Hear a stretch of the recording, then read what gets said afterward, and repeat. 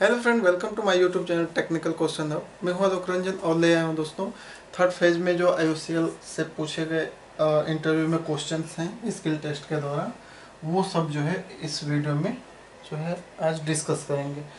चूँकि 25 क्वेश्चन मैंने cover up किया है और यही जो है मेन जिसको जो है मैंने अपने वीडियो में इंक्लूड नहीं किया था तो वो हैं।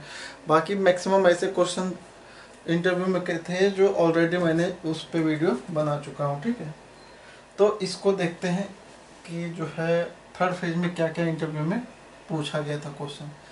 जैसे एक क्वेश्चन ये था हीट एक्सचेंजर से कि जो है LMTD की वैल्यू 0 कब होती है। LMTD जो है उसकी वैल्यू जो है लॉग मीन टेम्परेचर डिफरेंस की वैल्यू 0 किस केस में होगी। तो ये तो बुक से ही पता चल जाएगा आपको। जो है आपका LMTD बराबर होता है जो है T1 माइनस T2 अपन लॉग T1 अपन T2। ठीक है, तो जब जो इनलेट टेम्परेचर है मतलब कूलिंग वाटर का टेम्परेचर और हॉट फ्लूइड का टेम्परेचर और कोल्ड फ्लूइड का टेम्परेचर, दोनों का अगर टेम्परेचर सेम हो जा रहा है, एग्जिट टेम्परेचर जो है सेम हो जा रहा है, तो उस केस में जो है आपका LMTD की वैल्यू 0 होगी। क्योंकि जब जैसे दोनों का टेम्परेचर 35 आया तो 35 माइनस 35 करेंगे तो 0 आ जाएगा। यहाँ पे 0 टोटल हमारा क्या हो जाएगा, 0 हो जाएगा। ठीक है, तो LMTD की वैल्यू पूछा था कि किस कंडीशन में 0 हो जाएगा। तो जब जो है टेम्परेचर जो है हॉट फ्लूइड का कोल्ड फ्लूइड का कोई डिफरेंस ना हो, दोनों इक्वल हो जाए, उस कंडीशन में जो है आपका जो है वैल्यू जो है LMTD की क्या हो जाएगी, 0 हो जाएगी। दूसरा क्वेश्चन ये था कि रोलिंग ऑफ टरबाइन, टरबाइन की रोलिंग जो है हम क्यों करते हैं। तो देखिए ये जो है अगर आप एक्सपीरियंस वालों से ये क्वेश्चन पूछा गया था तो इसमें बहुत सिंपल थी कि जब मेंटेनेंस जो है अपना टरबाइन पे कोई काम कर लेता है, जैसे उसको जो है किसी भी तरीके से हम जो है हैंड ओवर करते हैं मैकेनिकल को, तो मैकेनिकल अपना जो भी है उसमें काम कर लेता है, कोई भी प्रॉब्लम को सॉर्ट आउट कर लेता है। उसके बाद बोलता है कि भैया आप चला के देख लो। तो जब हम जो है टरबाइन को चलाते हैं तो डायरेक्ट नहीं स्पीड उसको दे देते हैं, सबसे पहले उसकी रोलिंग करते हैं। तो रोलिंग जो है मेंटेनेंस के बाद जो है उसको बस चेक करना है। क्या चेक करना है, जब हम रोलिंग करते हैं तो उससे हमें जो है फिजिकली हम देखते हैं कि कहीं जो है उसकी टरबाइन के जो है केसिंग है, चेस्ट है या जो है हाउसिंग है, तो वहाँ से कोई लीकेज, स्टीम का लीकेज तो नहीं है, या जो रोटर घूम रहा है उसमें वाइब्रेशन तो नहीं है, कोई एब्नॉर्मल साउंड तो नहीं है, या रोटर जो है स्ट्रेंथ है या जो है बेंड है, किस टाइप का है। तो ये सब विजुअल इंस्पेक्शन के लिए हम क्या करते हैं, टरबाइन की रोलिंग करा देते हैं। टरबाइन की रोलिंग जो है कम स्पीड पे कराते हैं और उस केस में हमें ये सब विजुअली देख लेंगे।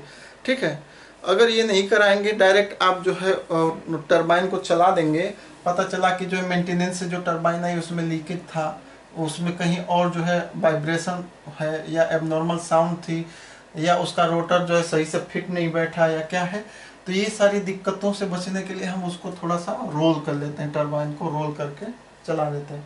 कभी कभी रोलिंग जो है उस केस में भी होती है, जैसे कोई टरबाइन ए चल रही है और टरबाइन बी जो है बंद है, उसकी ज़रूरत नहीं है, तो उसको भी टाइम टाइम पे वीकली जो है चला के देखते हैं कि कहीं कोई दिक्कत तो ऐसी नहीं आ रही है, सही है कि नहीं। क्योंकि कभी कभी मशीन जो है रखे रखे जो है, जैसे आपकी साइकिल है, साइकिल रखे रखे जो है 6 महीने लगातार एक जगह रख दो तो ख़राब हो जाएगी उसकी जो है। अगर वहीं बीच बीच में चलाते रह रहे हो तो वो सही है, एक फिर मतलब ऐसे बिहेवियर में बता रहा हूँ। ठीक है, तीसरा क्वेश्चन था कि ओवरहेड टैंक का यूज क्या है। तो ये सब टरबाइन जो है स्टीम टरबाइन से क्वेश्चन है। देखिए अगर जो है अगर आप जो है टरबाइन जो है देखे हैं, सब कुछ किए हैं, तो बस हिंट मैं दूंगा, आप समझ जाएंगे। देखिए टरबाइन में जो है ल्यूब ऑयल की ज़रूरत होती है गियर बॉक्स को, गियर बॉक्स में ल्यूब ऑयल जाता है, बेरिंग में जाता है, OST में जो है ओवर स्पीड ट्रिप वाली जो है उसमें जाता है, और TNT वाल्व में जाता है, यानी कि थ्रोटल एंड जो है ट्रिप वाल्व। ठीक है, तो इन सब में जो है हमारा ल्यूब ऑयल जाता है। अब उसमें ल्यूब ऑयल भेजने का सबसे पहला जो काम करता है वो करता है हमारा एमओपी। अगर टरबाइन रन हो रही है तो उस केस में एमओपी इन चारों जगह पे ल्यूब ऑयल सप्लाई करेगा, ठीक है। अगर एमओपी बंद है यानी कि टरबाइन बंद है, ये तो टरबाइन के शाफ्ट से जुड़ा होता है तो टरबाइन चलेगी तो एमओपी चलेगा। अगर जो टरबाइन बंद हो जाए तो एओपी चल जाएगा, ठीक है, ऑटो स्टार्ट ले लेगा। अब ये जो है lube oil to gear box, lube oil to bearing, lube oil to OST, lube oil to TNT valve, ये सप्लाई देगा, ठीक है। अब जो है ये इलेक्ट्रिक ड्राइव होता है एओपी, ठीक है। तो सपोज कीजिए जब एमओपी बंद है उस केस में जो है इलेक्ट्रिक सप्लाई एओपी जो है ऑटो स्टार्ट ले लेगा और सब जगह ल्यूब ऑयल देगा। तो अगर सपोज कीजिए कि इसमें कोई दिक्कत आई, इलेक्ट्रिक सप्लाई नहीं मिला या कोई दिक्कत आ गई, एओपी नहीं चल पाया, तो उस केस में क्या होगा, कहीं कहीं सभी टरबाइन में नहीं, ग्रेड का टरबाइन में दे देते हैं EOP, emergency oil pump. Emergency oil pump में आपका जो है एक तरह से जो है उसको डीसी सप्लाई कहीं कहीं दे देते हैं, लेकिन ये सब जगह नहीं है डीसी सप्लाई। यहाँ पे तो जो है इलेक्ट्रिक सप्लाई एसी वाली होगी, ये डीसी सप्लाई देके ईओपी चला देते हैं, इमरजेंसी ऑयल पंप, ठीक है। ये जो है वही काम करेगा।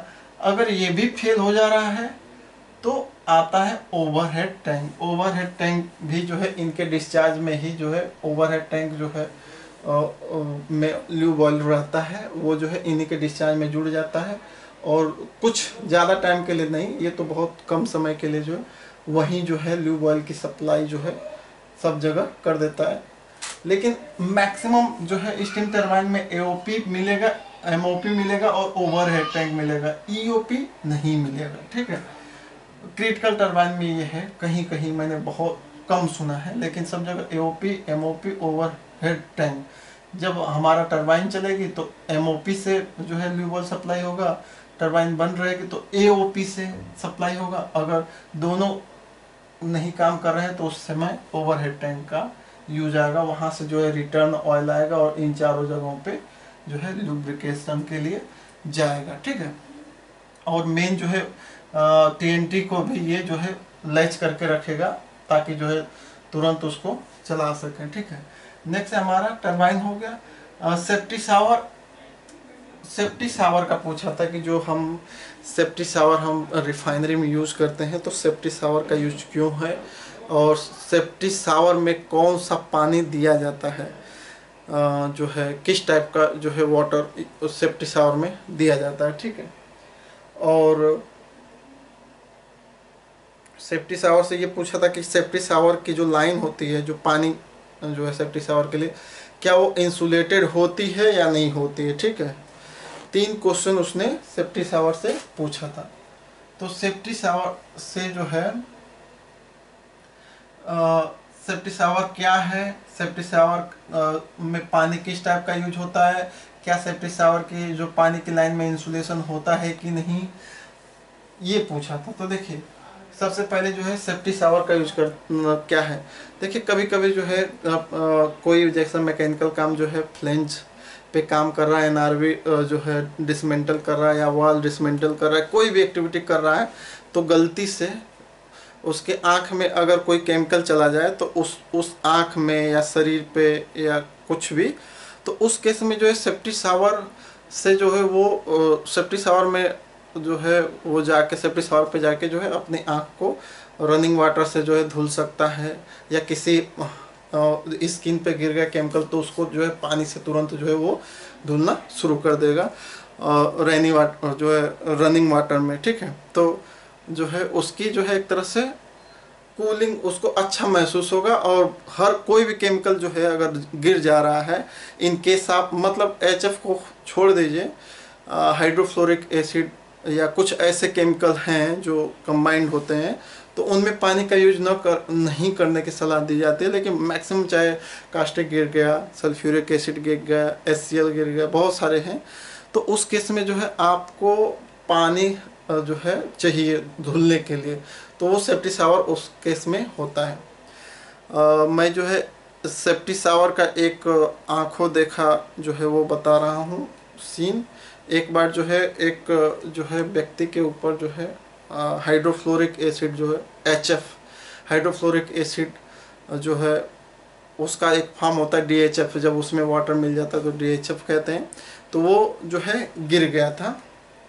तो HF हाइड्रोफ्लोरिक एसिड इतनी खतरनाक है कि अगर यहाँ गिरेगी तो वो जो है कैल्शियम को खाना शुरू कर देगी।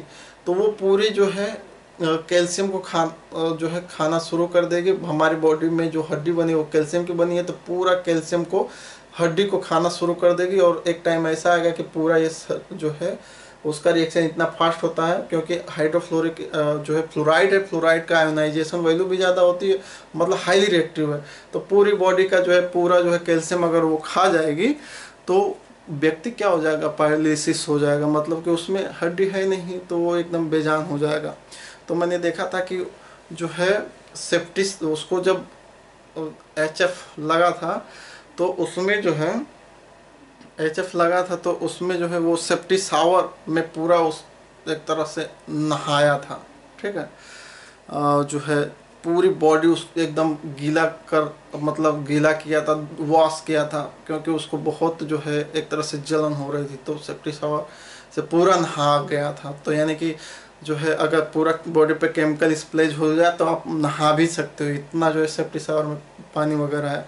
तो उस केस में उसको जो है हर जो है 10 सेंटीमीटर पे जो है सुई जो है जिसमें कैल्शियम बूस्ट सुई होती है, कुछ उसका केमिकल नाम था, उसको जो है पूरा पॉइंट टू पॉइंट पिन कर रहे थे, मतलब डोज दे रहे थे, जैसे नहीं होता इंजेक्शन देते तो हड्डियों में जो है उसमें हड्डियों में सुई लगाते हैं ताकि जो है एक्स्ट्रा कैल्शियम को वो खाए, उससे रिएक्ट करे और जो है हमारी हड्डी को नुकसान ज़्यादा न हो।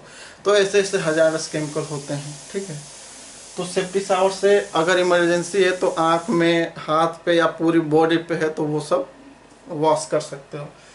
एक इसका कौन सा वाटर यूज होता है, तो जो है आपका यूटिलिटी वाटर इसमें उसका पॉइंट दिया होता है, ठीक है। इंसुलेशन का पूछा था कि अगर इंसुलेशन नहीं रहेगा तो जून जुलाई में तो इसका पानी बहुत ही गर्म हो जाएगा, क्योंकि उसका एम्बिएंट टेम्परेचर 43 डिग्री है। तो मान लीजिए आपको आँख में चला गया, कोई केमिकल धुल रहे हो तो ऑलरेडी टेम्परेचर बढ़ा हुआ है तो वो और नुकसान देगा। तो इंसुलेटेड होना चाहिए। तो इंसुलेटेड होना तो चाहिए, लेकिन हमने जो है कहीं इंसुलेशन नहीं देखा है सेप्टी शावर के लाइन पे। अगर देखे होंगे तो कोई दिक्कत नहीं, बता सकते हैं, ठीक है। नेक्स्ट क्वेश्चन पूछ रहा था कि instrument use in petroleum refinery. तो जितनी PNID यानी कि piping and instrumentation diagram, PNID पढ़ लीजिए, उसमें जितने भी इंस्ट्रूमेंट हैं, चाहे वो FT हो, जैसे FT हो गया, LT हो गया, कंट्रोल वाल हो गए, स्विच हो गए, जितने भी हैं वो सब जो है आपका इंस्ट्रूमेंट, मतलब PNID देख लेंगे तो उसका फुल फॉर्म ही है कि पाइप एंड जो है इंस्ट्रूमेंटेशन डायग्राम। तो पूरा का पूरा इंस्ट्रूमेंट वहाँ से आपको मिल जाएगा, ठीक है।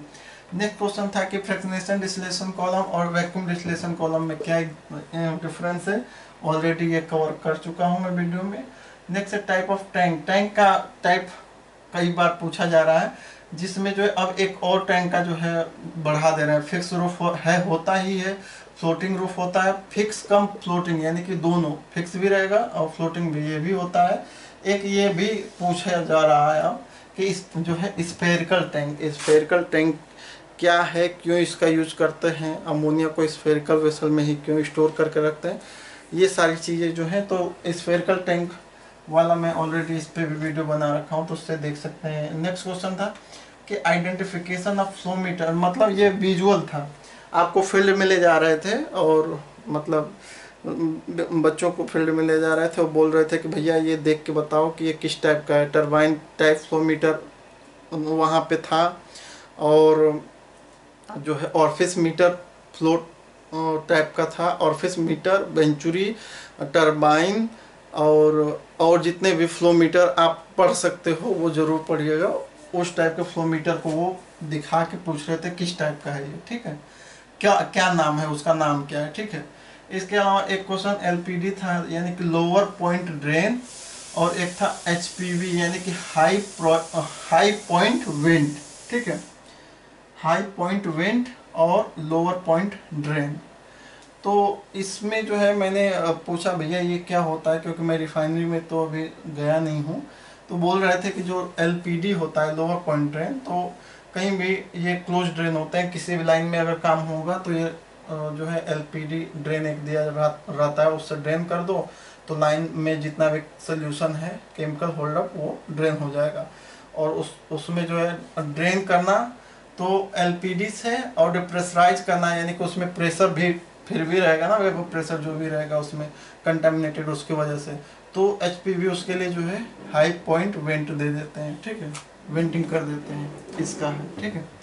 नेक्स्ट है स्टीम की पाइपलाइन किस चीज़ की बनी होती है, तो जो है ये पूछा गया था, तो ये मोस्टली एमएस का बना होता है, ठीक है।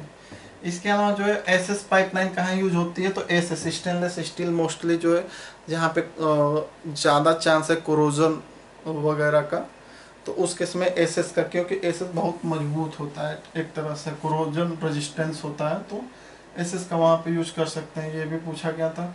फ्लेंज रेटिंग पूछा गया था, तो देखिए रेटिंग का मतलब क्या होता है फ्लेंज रेटिंग का, कि maximum pressure and temperature of a flange which can with stand, यानी कि फ्लेंज का मैक्सिमम टेम्परेचर क्या है और फ्लेंज का मैक्सिमम टेम्परेचर क्या है जिसपे वो जो है सहन कर सकता है, यानी कि फ्लेंज जो है कितना टेम्परेचर कितना प्रेशर सहन कर सकता है, वही फ्लेंज की रेटिंग कहलाती है। तो ये पूछ रहे थे लोग, ठीक है। इसके अलावा फ्लेंज रेटिंग के अलावा जो है फायर हाइड्रेंट बोल रहे थे कि ये क्या है, मतलब लाइन दिखा के कि ये क्या है, तो वो फायर हाइड्रेंट की लाइन है, सिंगल हाइड्रेंट है या डबल हाइड्रेंट है, ये सब जो है आपको पता लगाना था, ठीक है। एक ये जो है डिलूव वाल सिस्टम पूछ रहे थे, डिलूव वाल सिस्टम क्या है, ठीक है, इस पे हम बाद में एक वीडियो बनाएंगे, अच्छी टॉपिक है ये। इसके अलावा जो है मंकी लेडर पे चढ़ा दे रहे थे, जैसे मंकी लेडर है किसी वेसल पे बोल रहे थे भैया चढ़ के बताओ, तो मंकी लेडर पे जो है चढ़ने का जो प्रोसीजर है कि ये एक लेडर है, ये लेडर है, तो एक हाथ इस पे एक हाथ इस पे रहना चाहिए, ठीक है। ये नहीं कि एक ही जो है लेडर पे दोनों आप हाथ रखते हुए ऐसे चलो, नहीं, एक एक, और ऐसे ही जो है आपका जो है पैर भी रेंडमली बढ़ता रहना चाहिए, एक सिंगल पे नहीं रखना है, ठीक है। तो मंकी लेडर पे भी चढ़ा के देख रहे थे कि कैसे चढ़ पा रहे हैं लोग कि नहीं, ठीक है। नेक्स्ट है high volume long range monitor के बारे में पूछ रहे थे कि जो है HVLRM क्या है, यानी कि high volume long range monitor. तो ये देखिए नेफ्था का टैंक जो है के पास ये, और पूछ रहे थे कहाँ ये मोस्टली यूज होता है, तो देखिए नेफ्था जहाँ टैंक होता है उसमें अगर आग वाग लग जाए तो आदमी वहाँ जाके फायर फाइटिंग करेगा तो जो है मर जाएगा, क्योंकि उतना टेम्परेचर और फ्लेमेबल गैस वगैरह जो है सब कुछ रहता है, ठीक है, ब्लास्ट हो जाए तो भी मर जाएगा। तो इसलिए जो है वो जो है काफ़ी मतलब 500 मीटर पहले, या वो अलग अलग उसकी क्या रेंज है उस पर टेक्निकल देखना पड़ेगा कि कितने रेंज पहले वो ये क्या करते हैं कि दूर से ही, इसमें जो है ऑटोमेटिक फोम जनरेशन सिस्टम होता है, दूर से ही जो है वो वहाँ पे जो है एक तरह से आपका मॉनिटर, जैसे मॉनिटर से हम पानी से इंस्टिंग्विश करते हैं, तो वैसे ही हाई जो है वॉल्यूम लॉन्ग रेंज मॉनिटर से जो है वहाँ पे जो है फोम डाला जाता है, दूर से ही फोम डाला जा सकता है, उसको बुझाया जा सकता है। तो यही जो है पूछा जा रहा था, ठीक है। इसके अलावा जो है लेवल ट्रांसमीटर पूछ रहे थे कि जैसे लेवल गेज है, तो एक तो गेज ग्लास टाइप का लेवल गेज होता है, वो दिखा रहे थे कि ये किस टाइप का है बताओ, या मोस्टली जो है वहाँ पे जो बता रहे थे बच्चे की राडार टाइप लेवल था, यानी कि वो जो है TI की तरह टी स्विच की तरह लगा होगा, ऊपर ही माउंटेन होगा, वो राडार टाइप का है, वो जो है डायरेक्ट जो है उसके कांटेक्ट में, क्रूड ऑयल के कांटेक्ट में नहीं आएगा, वो ऊपर से ही जो है बता देगा कि कितना लेवल है। उसमें जो है एक तरह से वो जो टाइमिंग, मतलब कि रे अपना गिराएगा फिर रे वापस आएगी, कितना सेकंड आया उसमें जो है 332 से मल्टीपल कर देंगे तो एक तरह से वो वॉल्यूम के टर्म में आएगा, वो मतलब कि कैलकुलेटिव है, उसको भी हम बताएंगे आपको, अभी जो है क्लियर नहीं किया हूँ मैं, थोड़ा सा टाइम लगेगा इसके लिए। तो radar type level transmitter maximum वहाँ पे थे, तो वही पूछ रहे थे कि ये किस टाइप का ट्रांसमीटर है, लेवल ट्रांसमीटर, ठीक है। इसके अलावा जो फर्नेस स्टार्टअप, फर्नेस का शट डाउन, फर्नेस की ट्रिप लॉजिक, और फर्नेस अगर ट्रिप हो गए तो क्या एक्शन होगा, ये क्वेश्चन पूछे जा रहे थे। एक क्वेश्चन ये भी था, ये भी बहुत बड़ा है दोस्तों, फर्नेस का जब स्टार्टअप पढ़ाएंगे तो उसमें हो जाएगा, ठीक है। नेक्स्ट क्वेश्चन था पीएलसी डीसीएस में क्या जो है डिफरेंस है, पीएलसी सिस्टम और जो है डीसीएस सिस्टम, दोनों में क्या अंतर है, ठीक है। तो देखिए पीएलसी क्या होती है, प्रोग्रामेबल लॉजिक कंट्रोलर। ये क्या होता है कि ये अगर आप गए होंगे कहीं अप्रेंटिस ट्रेनिंग करने, जैसे इफ्को हुआ, ठीक है, इफ्को में है अभी, और बहुत इंडस्ट्री हैं जहाँ पे अभी जो पीएलसी सिस्टम हैं अभी भी हैं। तो वहाँ पे क्या होता है, पीएलसी में क्या होता है कि पीएलसी में जो है कोई इंडिविजुअल, पहला जो डिफरेंस है वो ये कहता है कि जो पीएलसी कंट्रोल इंडिविजुअल मशीन, यानी कि वो किसी एक मशीन को कंट्रोल करेगी। जैसे हमारे पास 1000 पंप हैं, ठीक है, 1000 पंप हैं, तो 1000 पंपों का जो है स्टॉप करने का कमांड जो है, ऑन ऑफ का कमांड जो है 1000 जो है एक तरह से जो है स्विच रहेंगे उसको। पीएलसी जो है जितनी मशीन उतनी जो है उसको जो है उतना जो है कंट्रोलर रहेगा, ठीक है। लेकिन जो है डीसीएस क्या करता है कि डीसीएस में यानी कि डिस्ट्रीब्यूटेड कंट्रोल सिस्टम में क्या होता है, मल्टीपल मशीन, मतलब कितनी भी मशीन आप चाहो तो पूरे प्लांट की मशीन को एक छोटा सा जो है डीसीएस आपका कंप्यूटर है, एक मतलब कि पूरे प्लांट की कंट्रोलिंग एक पॉइंट पे आप एक जो है कंप्यूटर में कर सकते हो, ठीक है। जैसे आपको पंप चलाना पड़ा, ए पंप चलाना पड़ा, बी पंप चलाना पड़ा, सी, ऐसे करके जो है आपको जेड तक कोई पंप है वो चलाना पड़ा, तो पीएलसी में उसके लिए इंडिविजुअल सबका अलग अलग दिया रहेगा, तो वो ज़्यादा जगह घेरेगा और ज़्यादा यहाँ से वहाँ दौड़ के सब ऑन करना पड़ेगा आपको। लेकिन डीसीएस में आप बैठे हो डीसीएस पैनल पे, बस वहीं से ए चलाना है, अच्छा उस पेज पे गए ए वाला चला दिए, बी चलाना है, बी पेज पे गए वो चला दिए।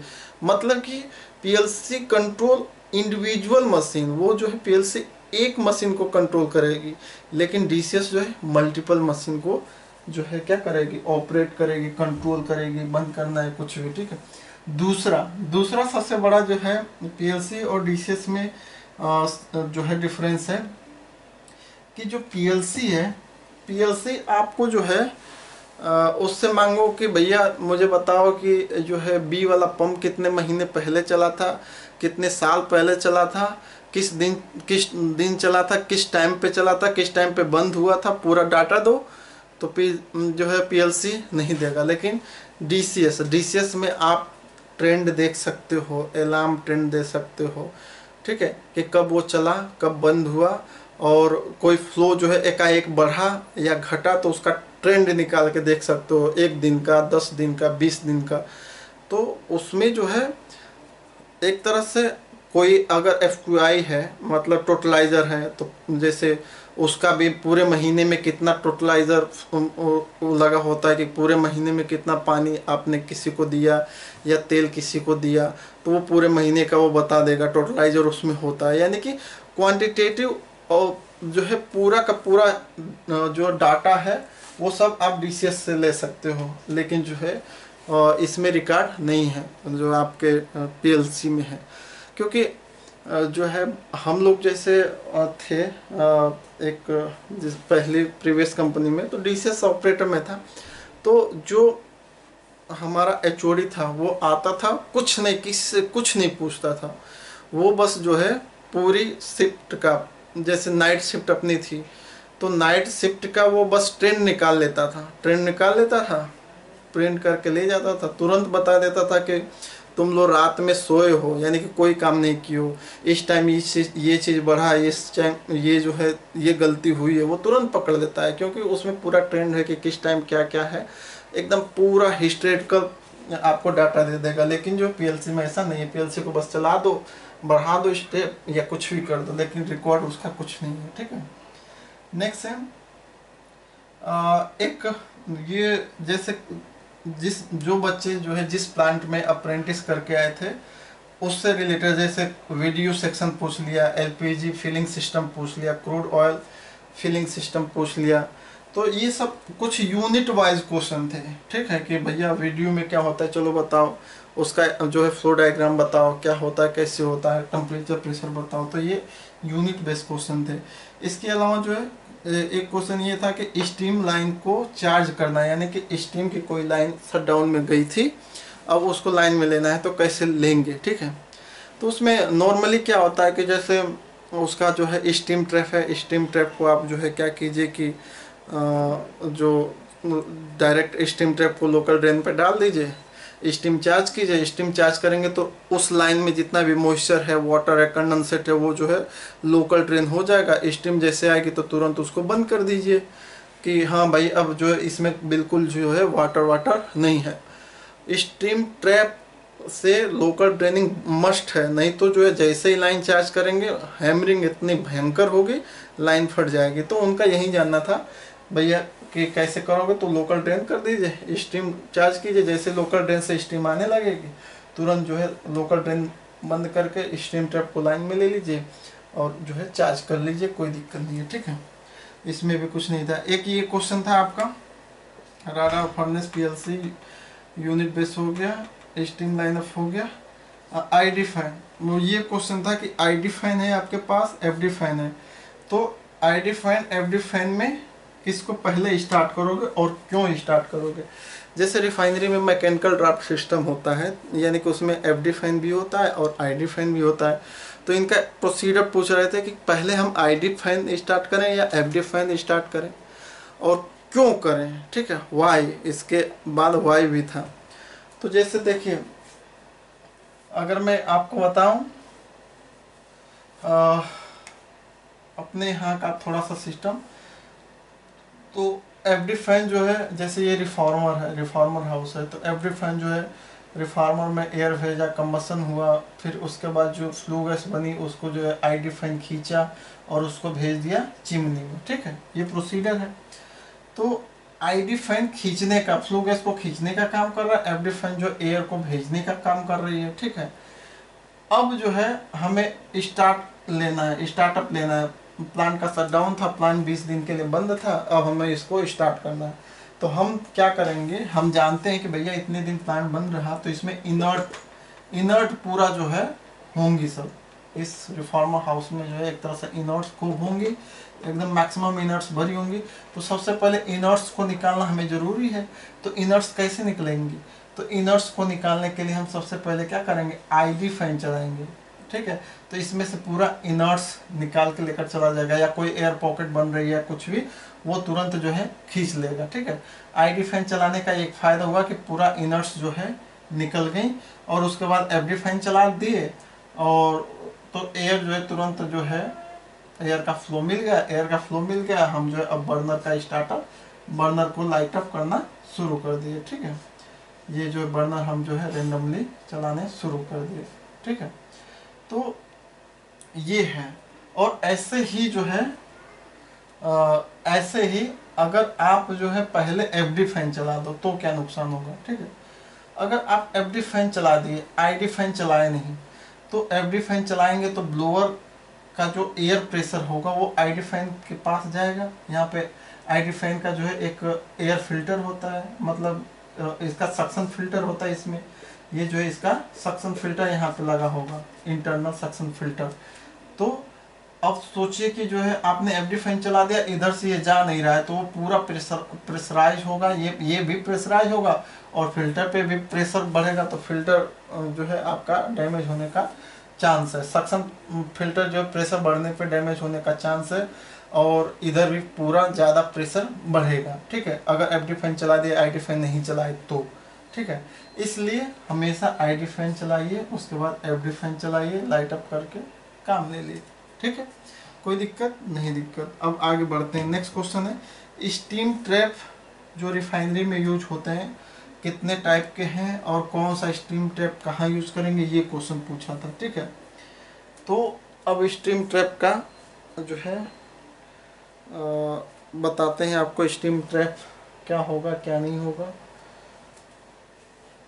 चलिए, तो स्टीम ट्रैप के लिए तो सब मिटाना पड़ेगा, क्योंकि स्टीम ट्रैप का थोड़ा सा लॉन्ग प्रोसीजर है सब। चलो यहाँ तक में है।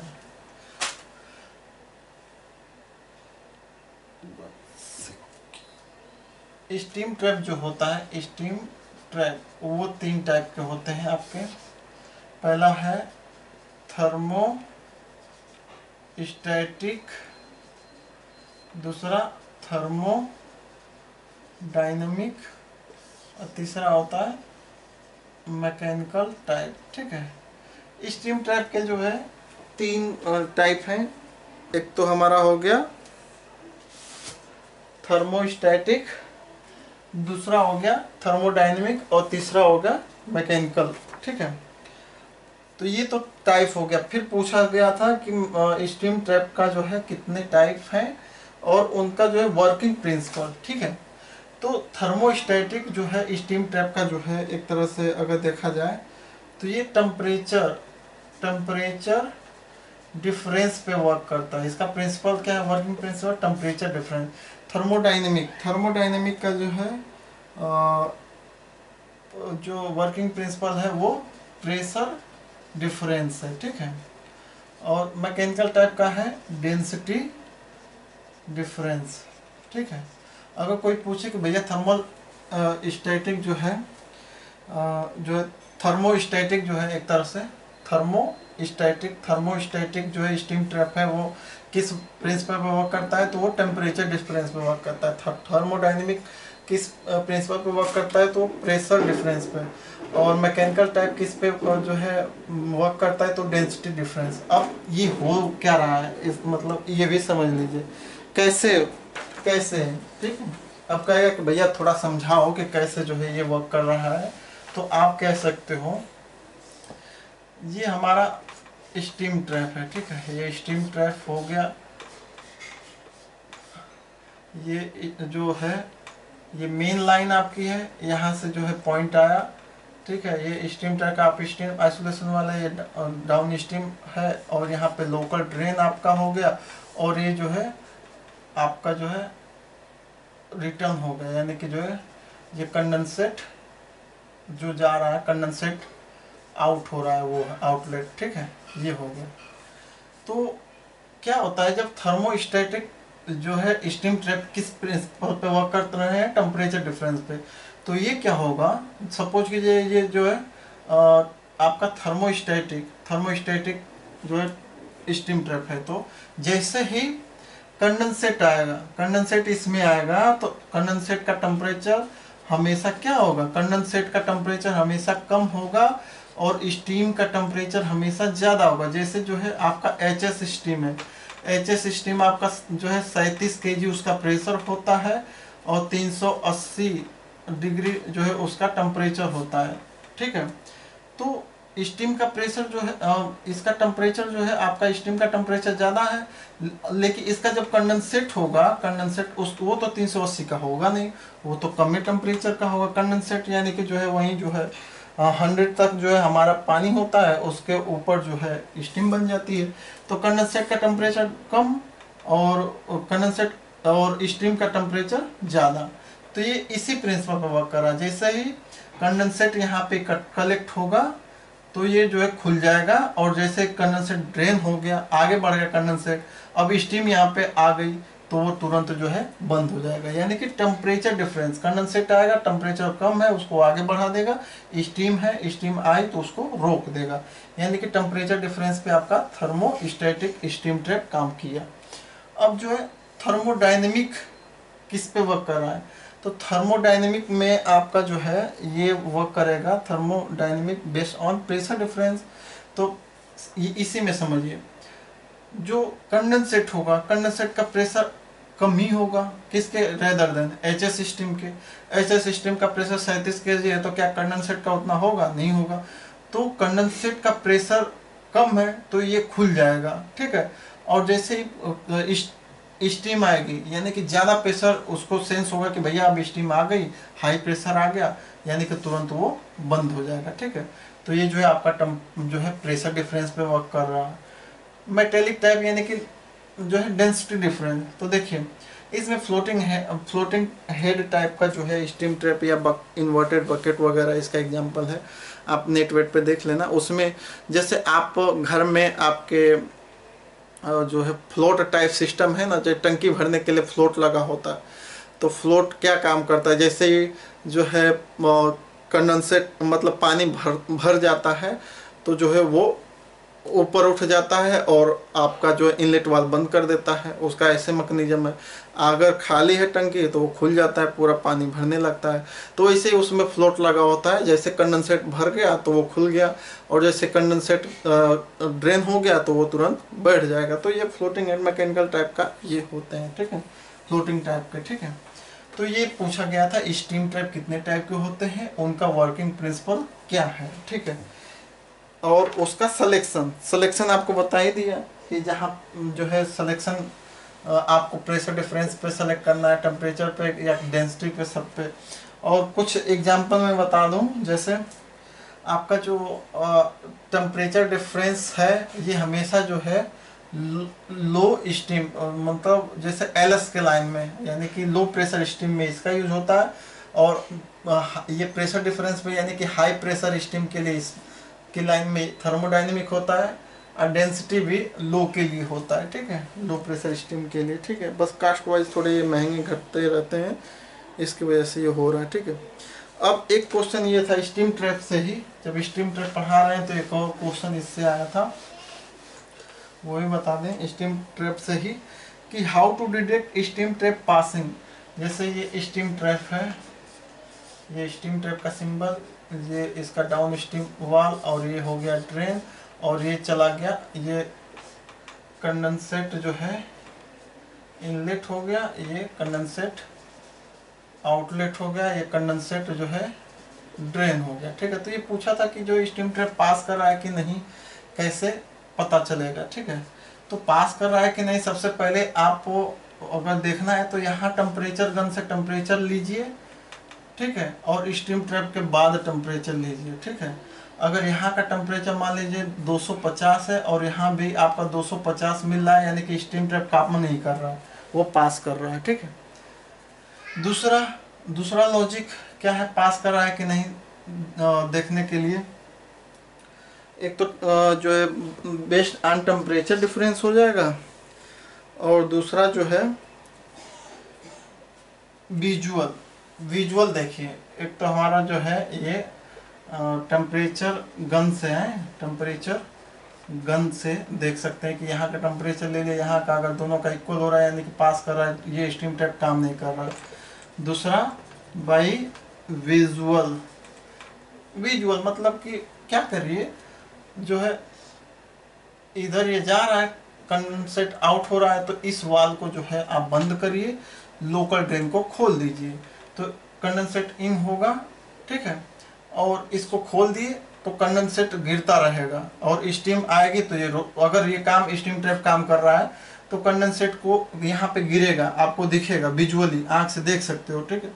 और जैसे ही स्टीम आएगी तो रोक दे रहा है, स्टीम को नहीं गिरने दे रहा है, बस कंडेंसेट को गिरने दे रहा है, यानी कि ये काम कर रहा है।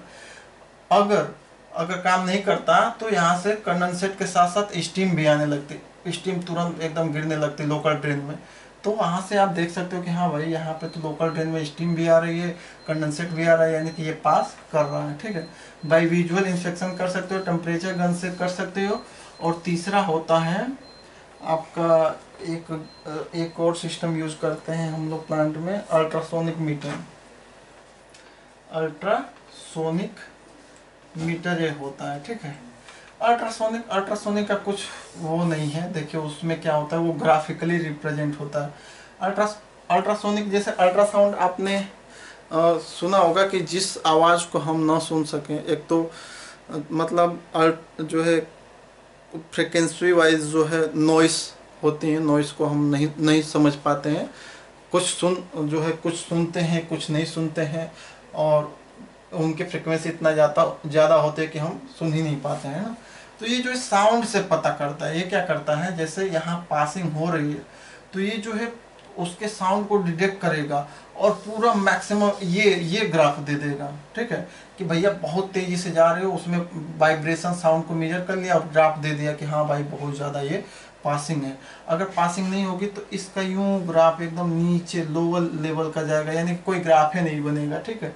तो ये जो है एक सबसे हाई एक्यूरेसी वाले जो है डिटेक्ट अगर आपको करना है तो जो है अल्ट्रासोनिक मीटर ले जाइए, वहाँ स्टीम ट्रैप के आउटलेट पे लगाएंगे तो वो तुरंत ग्राफिकली बता देगा कि भैया जो है अगर उसका ट्रेंड जो है ऊपर खूब जा रहा है तो समझ लीजिए कि ये जो है पास कर रही है, क्योंकि वो जो है उस स्टीम जाएगी तो साउंड करेगी, ठीक है, तो उसको डिटेक्ट कर लेगा, साउंड वाइब्रेशन को डिटेक्ट करके अपना ग्राफ दे देगा, आपको पता चल जाएगा कितना % पास कर रहा है। ग्राफ जितना ऊंचा उतना जो है ज़्यादा पासिंग, ग्राफ जितना कम तो माइनर पासिंग, ठीक है। एक ये क्वेश्चन था कि how to detect steam trap हो गया, रिफिल लाइन या स्टार्टअप लाइन या फिलिंग लाइन क्या होती है, ये सब थोड़ा समझते हैं। लास्ट क्वेश्चन है ये, क्या है कि सोचते हैं सब कि अप्रेंटिस करके जो बच्चे आए हैं बहुत ही ज्ञाता होंगे, ऐसे ऐसे क्वेश्चन रख रहे हैं सब कि लग रहा है कि 10 साल का एक्सपीरियंस हो। देखिए एक जो है रिफिल लाइन पूछे थे कि रिफिल लाइन क्या है। रिफिल लाइन क्या होती है कि वो कहीं भी उसका एक हम डायग्राम, ये है इससे बता दे रहे हैं, जैसे ये कोई लाइन है, ठीक है, और ये वॉल है, तो एक यहाँ से यहाँ तक की एक लाइन दे देंगे बहुत ही पतली, इतनी पतली, ये है फिलअप लाइन, रिफिल लाइन जो भी, इतनी पतली ट्यूब दे देंगे। ये वाली ट्यूब जो है 1/8 इंच की मानिए, बहुत ही पतली ट्यूब दे दिए, ठीक है। तो ये पूछे थे कि ये क्या है, मतलब इसका पर्पज़ क्या है। तो जैसे हम लोग जो है अपने प्लांट में इस जो है अगर हम बात करें तो ये हमारा 3 वे वॉल है, 3 वे वॉल है, ये चला गया जो है हीट एक्सचेंजर को, ये हीट एक्सचेंजर ए हो गया, और ये आपका जो है ये हीट एक्सचेंजर बी हो गया, ठीक है। ये लाइन आई और यहाँ पे हमारा 3 वे वॉल है, ठीक है। 3 वे वॉल का मतलब कि वो आइसोलेट भी कर सकता है, इधर भी भेज सकता है, इधर भी भेज सकता है, या आइसोलेट कर सकता है, स्टॉप कर सकता है, दोनों जगह से भी। 3 वे वॉल का ये मतलब हुआ 3 डायरेक्शन में काम कर रहा है। तो हम लोगों का ये 3 वे वॉल, ये जो है हम लिख दे रहे हैं 3 वे वॉल, ठीक है। तो एक यही वाली जो है रिफिल लाइन जिसे कह रहे हैं, रिफिल लाइन क्या है, तो ये जो है यहाँ से उठ के यहाँ तक, यानी कि इसको 3 वे वॉल को बाईपास करके एक 1/8 इंच की जो लाइन है यहाँ पे दी जाती है, ठीक है। तो क्या होता है कि ठंडियों में क्या होता है कि हमारा जो है हीट एक्सचेंजर ए है, हीट एक्सचेंजर बी है, तो ठंडियों में जो है ल्यूब ऑयल का टेम्परेचर वैसे ही नॉर्मल रहता है, तो हम दोनों हीट एक्सचेंजर को लाइन में नहीं लेते हैं, हम एक ही हीट एक्सचेंजर से काम चला लेते हैं। जैसे गर्मी आ गई तो दूसरा हीट एक्सचेंजर लाइन में ले लेंगे, ठीक है। एक तो ये है। इसके अलावा जो है अगर मान लीजिए कि इसकी ट्यूब क्लीनिंग करानी है या किसी मेंटेनेंस जॉब देना है इसमें हीट एक्सचेंजर ए में, तो उस केस में क्या करेंगे, तो हमें तुरंत बी वाला लाइन में लेना है, ठीक है। यानी कि कोई भी सिचुएशन हो सकती है। तो उस केस में क्या होता है कि जैसे सपोज कीजिए कि इस समय जो है हमारा जो है बी वाला हीट एक्सचेंजर लाइन में है, ए वाले को लेना है, तो हम क्या करेंगे कि यहाँ से रिफिल वाल ये खुलेंगे और ये जो है धीरे धीरे इसमें ऑयल भरेंगे, ठीक है। ये पतली क्यों होती हैं? पतली इसलिए होती हैं कि अगर ये बाईपास लाइन मोटी दे देंगे तो, और जब इसको भरेंगे तो भाई जो है ये तो जो है भरने को तो भर जाएगा, लेकिन जो फ्लो चाहिए, फ्लो में फ्लक्चुएशन हो जाएगा। यानी कि जहाँ पे आपको गियर बॉक्स में ऑयल जा रहा है, ओएसटी को ऑयल जा रहा है, बेयरिंग को ऑयल जा रहा है, तो वो फ्लक्चुएट हो जाएगा, वहाँ पे ऑयल नहीं जाएगा, बाकी इसमें भरने लगेगा। तो इसलिए एकदम माइनर पतली दे देते हैं कि डाउन स्ट्रीम साइड में कोई डेविएशन ना हो। तो हम जो है यहाँ पे क्या कर दिए, रिफिल वाल खोले और इसमें भरना शुरू कर दिए, क्या, ल्यूब ऑयल।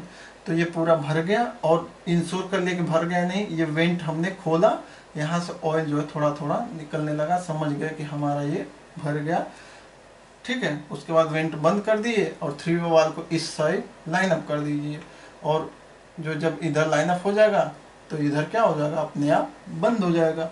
तो इसलिए जो है रिफिल लाइन का यूज करते हैं, यानी कि जो है एक तरह से सिस्टम को चार्ज करना है विदाउट फ्लक्चुएशन, कोई भी प्रॉब्लम ना हो डाउन स्ट्रीम में, तो उसके लिए जो है रिफिल लाइन का यूज हम करते हैं, ठीक है।